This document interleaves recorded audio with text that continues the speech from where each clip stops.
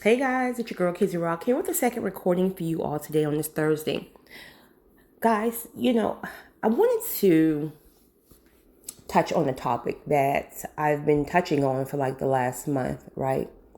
And it's not one of those feel good topics. I'm going to challenge you. If you're in my life, personally, or my YouTube family, or my cyber world, I'm going to challenge you. That's what I challenge you because there is so much more in you.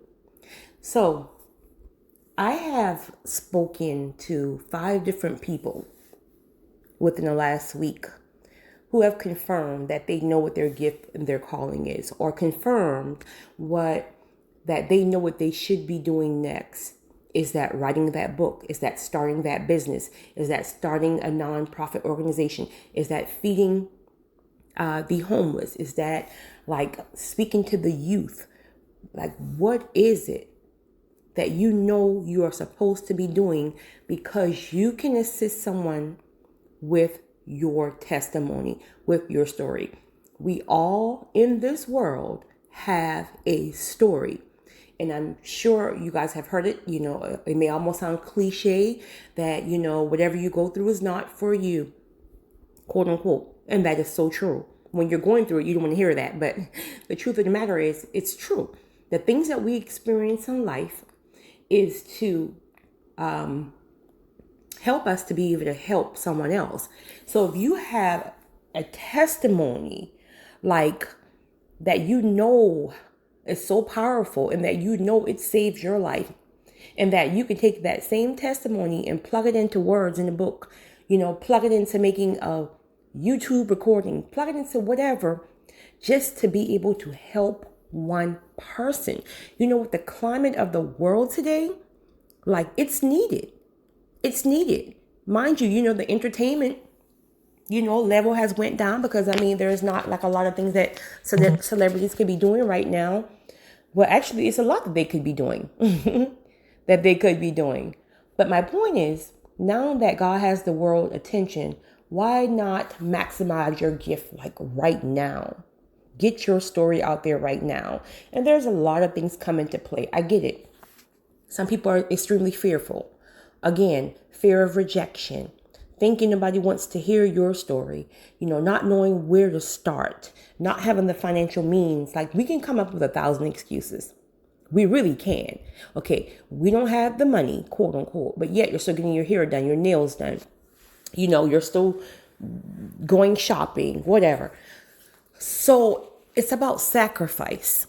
It's about sacrifice. And there's this misconception when people see people who are successful, whatever society has deemed to be people successful, that it seems as if these people were just given everything overnight and it just dropped on their lap, like they're an overnight success.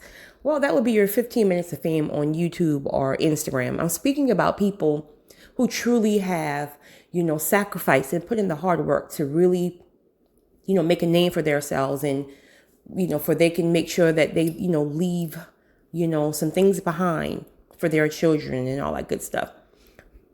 So it's important to know that every single person had to go through the fear, had to go through the rejection, but they didn't give up. They didn't give up. So I'm going to be honest, if you're really trying to go to the next level of what God has for you, and that does not mean money, that does not mean, lights, camera, and action. It just means that thing that only you and God know about, that God has been nudging at you to do, to write that book, to start that. Like, what is it that God has been nudging you to do? Because it's important to know that that is where your success is going to be, on the other side of that. But you have to push past the fear. How do I push past the fear, Kizzy? I'm not as outspoken as you, Kizzy. I get that all the time. Do you think I've been always outspoken? No, but I push past. I've always been different. I've always been very unique.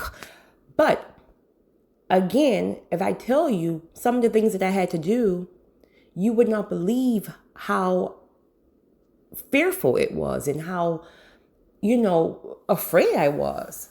But each time you push past a fear, it expands you. So when you conquer one fear, and yes, your knees will be buckling, you will be sweating bullets. But once you push past and conquer that first small part, then you take the next step. For example, I've had somebody who wanted to start making YouTube recordings, and she has a lot to say, but she said, "Well, I'm just really shy. I'm really shy," and I get that. Like I said, I'm shy too. People don't believe that, but I am. I'm shy, and I said, "Well, listen, you can do what I do. You can make recordings. You don't have to show your face. That's not why I do it. I mean, sometimes I just don't feel like, but you don't have to even sit in front of the camera live. There's apps like what I'm using. You can just put a picture of a flower and just allow your voice to speak. But also, you helping others is also healing you.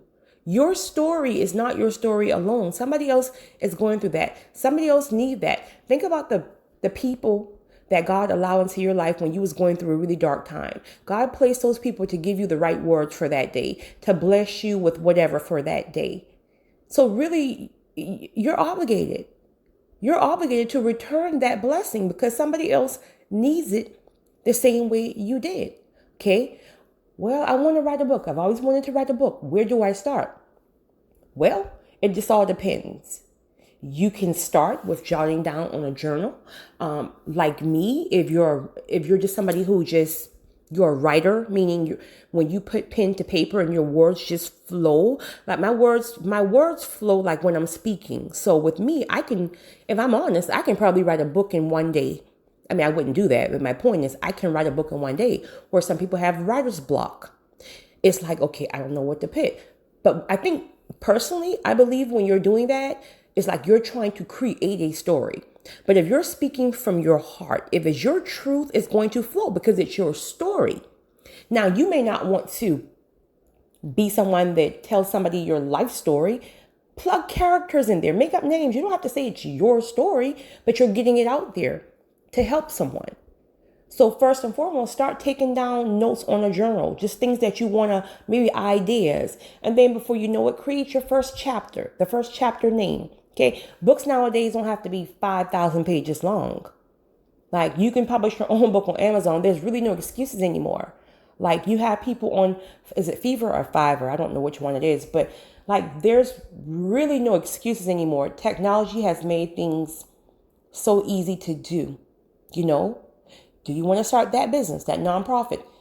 Well, Google will tell you everything. Get on Google and type in whatever it is you want to know. How do I write my first book? How do I start the business? How do I do it? These are free. So you can't use the excuse anymore that you don't have the money to do so. It's free. But no, Satan wants to distract us with social media. And we're on social media all day where we're not even taking 10 minutes to apply it to what we really want to do, what we think our goal should be. And before you know it, the entire day has passed by you and you've been on social media. And guess what? I am guilty for that today. Today, I have been lazy. I haven't touched anything. Well, I did make 2 recordings in the sense of my purpose and calling. But my point is, I was like, Kizzy, what have you done today? So you see how easy that you can get distracted. These are times we will not get back.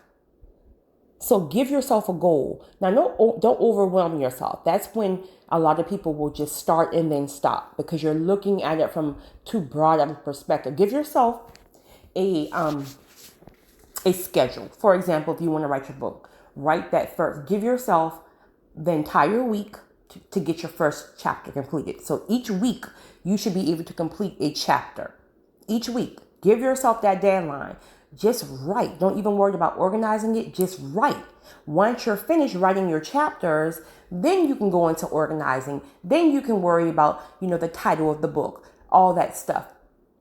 But just start.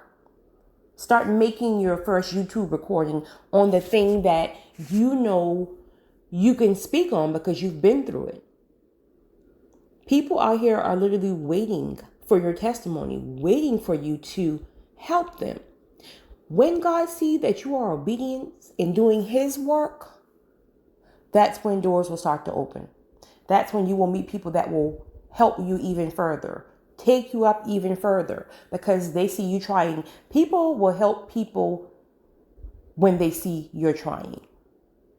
But if you're just sitting there and waiting on handouts, nobody's really going to help you. Like, I can't tell you how many people are in my inbox asking me for advice, and and I give it, but they don't, like, when I happen to message them back, hey, did you ever fill this out? Did you start this? What have you done since the last time we spoke? And there's nothing. So it's almost like you have to have a made up mind. People can't force it on you. Like, I can sit here and tell you all day long that you will be great writing a book. You will be great speaking. You will be, like, I can tell you this all day long, but if you don't feel it within your heart and your soul, then you will never get past that fear factor. In order to get past the fear factor, you have to first build your confidence within. That's where it starts. If you don't have that yet, if you've already established who you are and you're very confident in knowing who you are and whose you are, then you got the base. That's the base. You're good. That's going to be easy for you.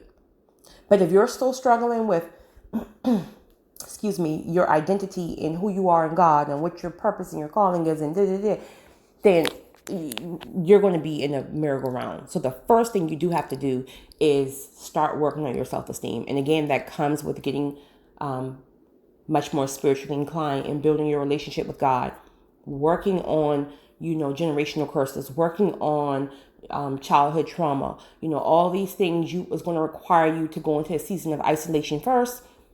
Work very closely with God. He will soon heal you and then start telling you the areas that you have to work on, forgiveness, this, that. So once you develop that central core of knowing in your soul whose you are, that alone will build your confidence. Because then who can compete with you? There's only one you. So that alone will build your confidence once you're healed. Once you're healed, then you telling your story is your breakthrough. That's your testimony right there. Whatever it is that you're healed from, that's your testimony. What have you conquered? That's your testimony.